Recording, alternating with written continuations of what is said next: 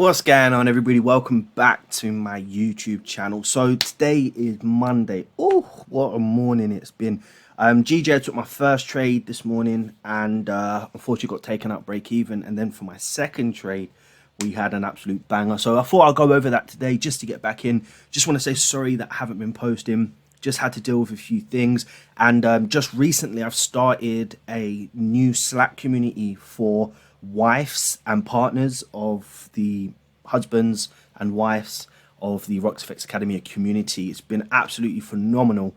We're 3 weeks in now to training, and I'm simply teaching them a strategy that they can use in the live markets, and just hopefully, you know, trying to take traders that have never traded, or take people that have never traded, into becoming consistent and profitable using a set of rules that I am teaching them and will be giving them. They have a 4-week training period, and then they will be moving on to 60 days live trading. So I just want to share something with you, because this was one of the first trades that have been taken from one of the members within the community, and really made me happy this morning to see it. So let me share this with you before I share the trade.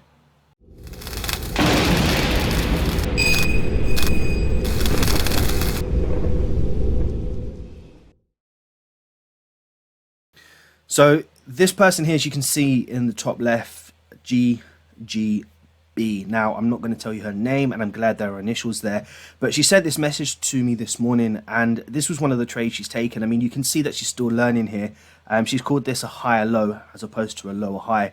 But she identified on UJ, it was actually a live trade that played out today.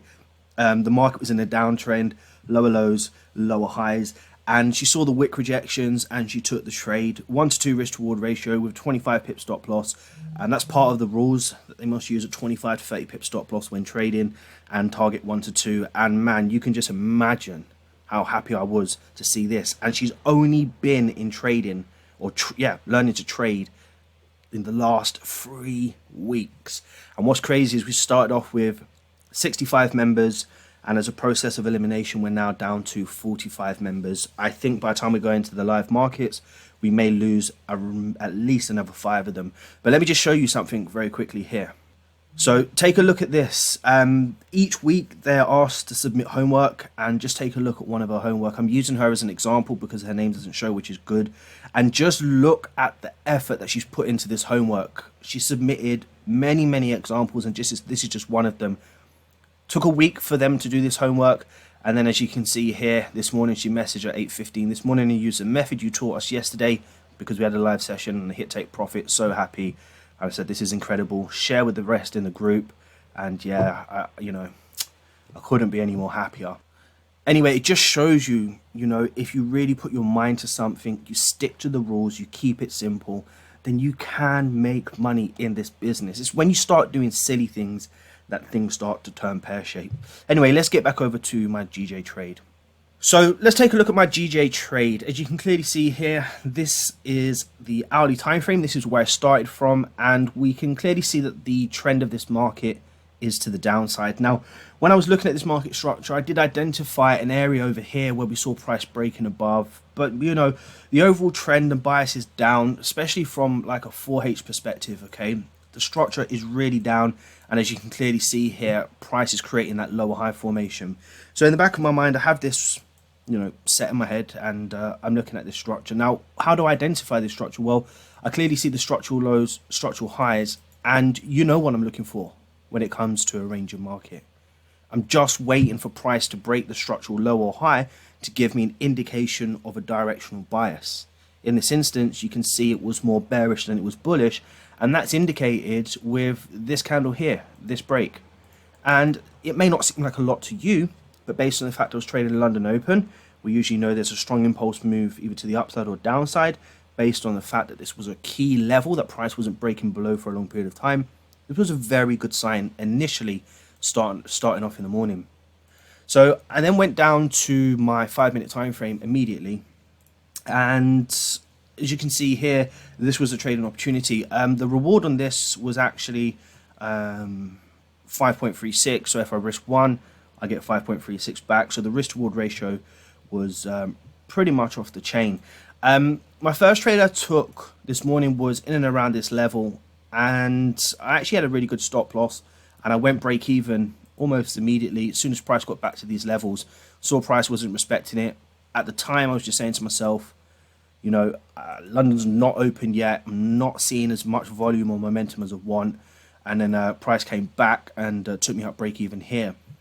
But once price was up and around this level, I just said to myself, you know, if the market's going to continue down after this break of this structure, and you know, we see that price is not going to continue pushing up, which we didn't, as you can see here. Okay, price never continued to push up. I just said to myself, after this candle closed, two things can happen here. With this pin bar candle, or whatever you want to call it, momentum, if it's going to continue up, will shift up. And if momentum continues down, then the likelihood of me getting into a good trade and taking advantage of a very good risk reward ratio will be very high, especially because I can get break even by the time price gets back down to this level that we've rejected before. So when the market was in this stage, I just had my hand over the execution button on MT4, and I just literally waited for price to start pushing down. The minute it started to push down, I took the trade. Now, I wasn't looking at the structure on the 5-minute time frame and really too concerned about this level here. I was identifying the break and the fact that previously price has broken this structure, as you can see here. Let me highlight this better actually. Price has broken the structure before, and immediately after the break of the structure, what's happened? You can see price broke back in, right? Again, price broke the structure and broke back in. But after the break of this structure, we can see that price has broken back in, but at this moment in time is not indicating that continued bullish pressures we've seen to the upside. So for that reason, I just thought, you know what, 4H is down, 1H is looking good as well. Lots of wick rejections. We've just broken out this consolidation to the downside once again. If the momentum shifts down, I have a great opportunity to get to break even on this trade. And if the momentum continues up, then I just don't get triggered in, right? I'll just stay out of the market. So with all of that in the back of my mind, building my confluence, looking at the high time frame analysis, I decided to go for the trade. And as you can clearly see, I got into break even very, very quickly. And from that point on, the market just continued to go down. So at this stage, I believe this is when I popped it on my stories that I was managing this trade. Let's remove these. I was managing this trade. And we're going to see what happens at London Open. We were only about, I think, about 20 minutes away from London being open. By this time, I trailed my stop loss down to in and around these levels here. And I had taken off 50% profit. I did hit 1 to 3, so I took 50% off. But I was targeting the structural lows at this time, so I didn't close the trade at 1 to 3. I waited patiently, and the level that I went in for was in and around here on the hourly time frame. So it was in and around these levels here. Now, the reason for this, because you know, I'm looking at the structure as being down for sure, and I'm looking at the behavior of this market in and around this area. So if this was my structural low, this was my lower high, and this was my lower low, in theory I would have liked to see price come back for a retest and continuation, etc., etc., but it didn't. This big bearish candle was met by a big bullish candle immediately after. So in my head, this candle just didn't even exist. It was more like a false breakout and a break back into me. So that's at this point in time, it was like, you know, this is an indecision. Let me stick to the structure where most of the wicks are. So that's how I found my target to the downside to go for this 1 to 5.56, whatever it is, trade. And this is where we're at. So 50% has been taken off at this stage. Trailed my stop loss, and then as you can clearly see, this was a second update I gave you. GJ continuing to push to the downside. Now price did pull back on me a bit before continuing down. Yes, it did. By this time, we was 5 minutes, just before 5 minutes before London Open. Trailed my stop loss just above these wick areas here, just in case price did at London Open fly to the upside. I just wanted to be out of this trade if that was going to be the case.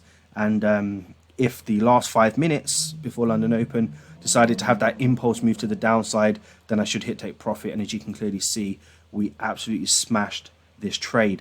Now this key level that we found, remember I said I'm not focusing on some of these lows here because the behavior of this market was more of a, what would you call it, a breakout, break back in structure sort of thing. So a strong bearish candle met by a bullish candle. And after I hit this take profit, look what actually happened, which is crazy, right? Especially when you know how to identify structure and behavior of previous areas in the market. And this is what I talk about. Look what happened to the market structure. It pushed all the way back to the upside. So the target here was absolutely phenomenal. And just imagine now I decided to target some of these lows down here or some of these lows down here. I would have never have got there. So it's really important to identify these strong key levels in the market using your high time frames and identify when the behavior of the market looks a bit shifty. If it breaks out and breaks back in, then that's not really a behavioral pattern, is it? It's more of an impulse. Look for those wick rejection areas, and look, you know, if you was looking for a buy here, you probably could have taken an opportunity more. Most definitely, if you're looking for price to break out of some of these structures here, you could look for some of these breakout trades with your stop loss below structure. However you trade, whatever, back to the upside. And then what continued to happen? I mean, I had stopped trading by this point. Price came back to this key level, showing strong signs here of bearish pressure, and then this is just another opportunity for you to look for a trade. You're at a key level, target again some of these lows. I mean, the risk to reward ratio is pretty poor on this. You probably could have got a better entry, but you know, look at this, the market just continues to go down back to some of these key levels. Well, I thought it did. Yeah, it did. This is the candle now, come back to these key levels. But anyway, you get the point. Trade at key levels, identify key levels for your targets, identify those momentum shifts, and take some of those trades that you know are really going to give you some of those good risk reward ratio trades. Ultimately, guys, and I said this yesterday to the guys and ladies in my community, we are traders for sure, but if you think about it, we are money managers. And if you can manage your money properly using good risk management, cutting those losses, letting those winners run, then ultimately, if you have a strategy that works, you're using repeatable patterns that have been illustrated in the past that works, then guess what? You will make money as a trader. You just got to be patient, and of course, most of all, you have to trust the process. So anyway, I hope that was educational. I hope you learned something from it. As I always say, please smash that like button for me, guys. It's really important. It really helps me to keep doing these videos. And if you haven't subscribed, please subscribe. But until next time, you take care. Bye-bye.